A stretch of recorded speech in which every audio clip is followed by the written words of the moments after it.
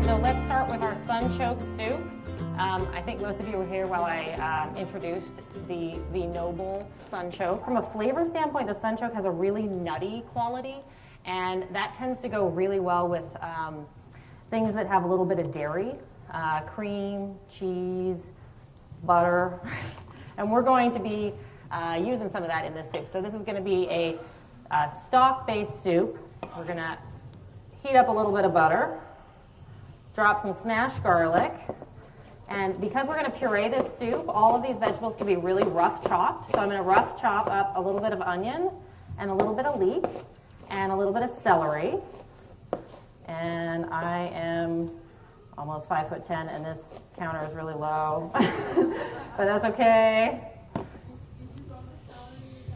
I grow celeriac, but I just, you know, pay the few dollars, and I let the organic farmers do celery for me. So one thing that you won't see in this soup is carrot, and that's because we're trying to keep it nice and white. So we want to keep that sort of like pale, creamy color, and if we added carrot, we would get kind of a pinky kind of color. All right, I'm taking the stove through its first paces ever. I generally cook on gas stoves too, so this is going to be kind of fun to see how I can control the temperature on this thing. So lots of aromatics. We're just layering our aromatics, leeks, onions, celery. And the goal when we saute them in butter is to just get nice translucency. It looks like I'm getting a little bit of browning, which isn't a huge deal, but ideally we just get translucency. Do you guys know how to clean a leek? Everyone know how to clean a leek? So, no? All right. Well, so one of the exciting things about cooking up here on the stage is that there's no sink. So I pre-washed that leek, but let me just show you really quick what you would do at home. Well, a leek grows in layers, like an ogre. So it's a Shrek reference for those of you with kids, right? It has little like tree ring layers like this. And the best way to wash it is to cut it the long way, open it up, and stick it under your running water, and just let your water run through all those layers. Just because leeks can tend to get kind of gritty because of the way they grow, one layer on top of the other in the soil. And so if they're not transplanted right, sometimes they can have a lot of grit in them. So you want to just make sure you get all that out. So one thing I like to do here, does it smell good? Yeah? Is put a little salt in with the sauteed veg. And the reason for that is that the salt will tend to draw moisture out of the vegetables, which, because I'm not looking to brown them, is something that is advantageous here. And also, when you're cooking, it's a good idea to try and season at multiple points through the process. So if you just taste your soup when it's done and you add salt to taste, that's fine. But if you add salt and seasoning as you go, you build a more complex flavor profile, which tends to be a little more satisfying, and it doesn't hit you as salt at the end. It hits you as just well-seasoned soup. Into our base, we are going to put a quart of chicken stock. Please feel free to use homemade chicken stock. I kind of wish I was, but I burned through the very last quart of chicken stock I had about a week ago, and I have not had time to can more. This soup calls for 2 pounds of Sunchokes. These are already pretty well scrubbed. Biggest problem with Sunchokes is they're really dirty, and they're really knobby, and the dirt gets trapped in the knobs. So how I deal with that is I wash them outside as much as I can. I will harvest them into a wide colander or something that has a lot of holes in the bottom, and I will take the jet blast cycle of my hose nozzle and just go to town, really, just like try and like blast all that dirt off.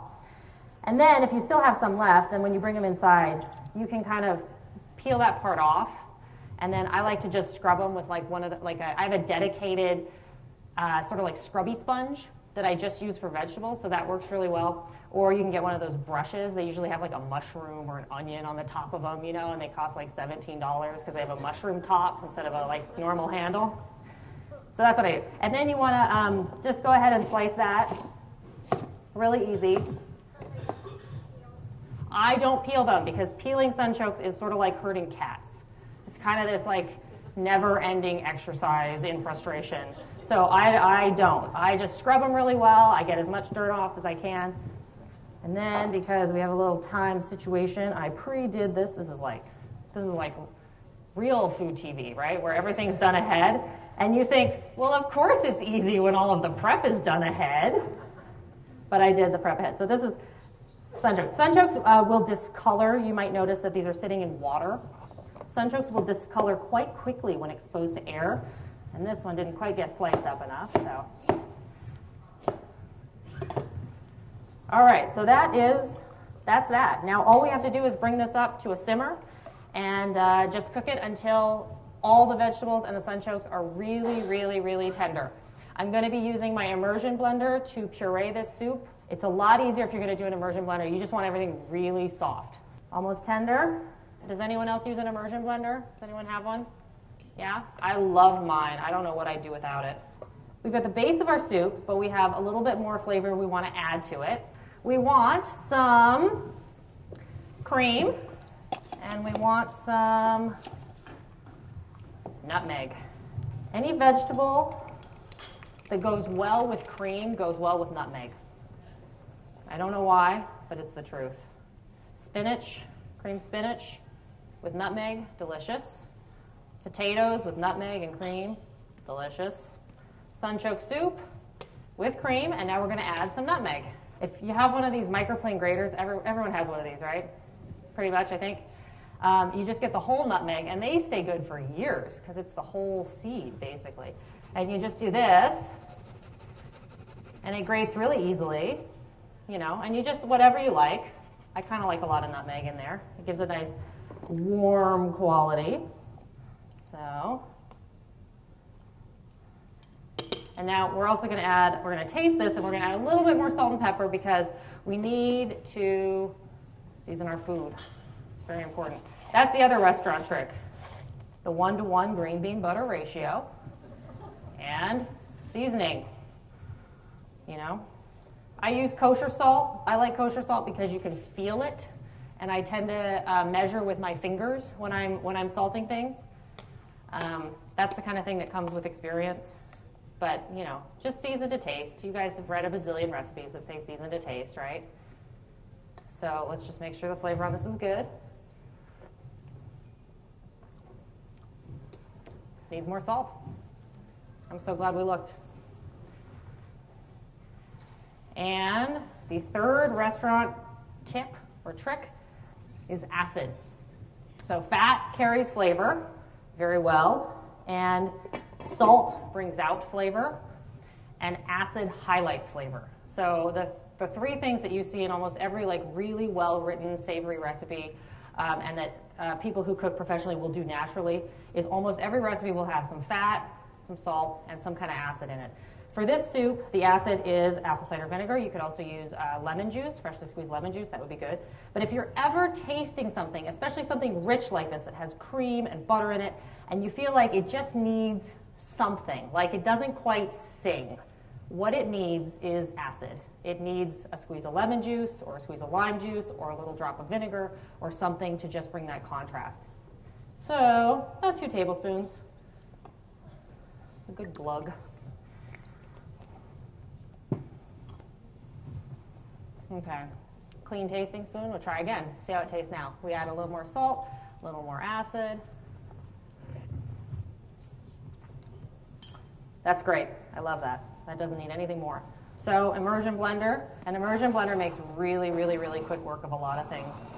And I'll be honest and tell you guys that if I were doing this at home and if I had my druthers, I would probably let this go about 10 more minutes just to make sure that these things were just completely falling apart before I blended them up. But I think this will be okay. I think it'll be all right. What's the next thing I have to do? Taste! You guys are great. That's right. I have to taste my food. You know, I really, really, really love growing vegetables. And growing vegetables has become, in and of itself, an exciting pastime and hobby for me. But for me, the point of it is to eat, right? To eat really well. But I find sometimes that people who are new to growing vegetables will have a hard time actually harvesting them. Because when you finally get something, like when you finally get the Brussels sprouts, or when you finally get the cabbage, or oh, let's talk about tomatoes, right? Like when you finally get your tomato, it's hard to rip it off the vine or chop it off and actually eat it. But the point is that you eat really well with this stuff, right? Like that's why at least that's why I do it. Yeah, that's excellent. I really, really, really like how the nutty Sunchokes taste with the cream and all those aromatics we cooked earlier. But now, because sometimes it's nice to kind of gild the lily, you just hit this with a couple little drops of either extra virgin olive oil, or what's really nice is hazelnut oil, if you can find it. Hazelnut oil is great. And then little toasted hazelnut right there. Get a little parsley on hand, like this. Just chop up a little parsley. And you know, you don't have to go crazy about it.